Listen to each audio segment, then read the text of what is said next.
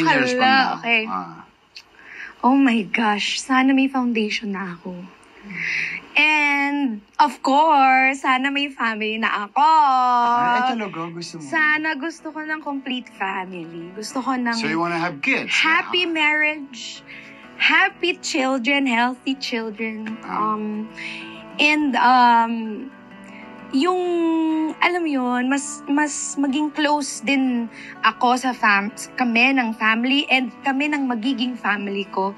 Gusto ko lang masaya lahat.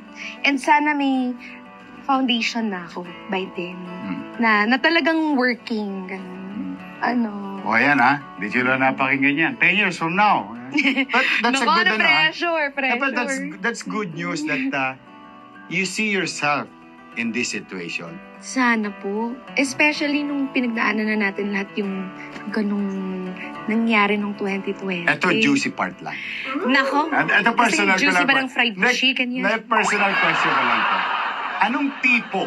Ayan, tipo na lang. Tipo ng lalaki, yung ina-aspire mo, kasi hindi naman perfectong mundo to. May sagot ako. Alam ko talaga. Ano? Kasi alam ko na yung ayoko. Ayun! Alam anong ko na ayaw mo? yung non-negotiable ko. Ayan, okay. Non-negotiable. Ayoko nang sinisigawan ako ng lalaki.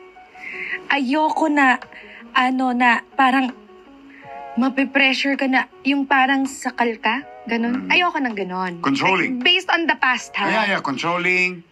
Yeah, so yun mga alam ko is yung ayoko. Okay. Yun lang, mas alam ko yung ayoko kaysa sa gusto ko. But what I like is somebody siguro na very positive, Good vibes. Good vibes. Gusto ko yung natatawa ako, happy. Not comedian naman na joker, clown. Gusto ko yung, of course, matalino. Of course, yung kaya niya yung sarili niya. Somehow may career siya. I like career men. Mabilidad. Yes, of course. Because ganun din po ako. Gusto ko nung may disiplina na may trabaho, may ina-achieve everyday.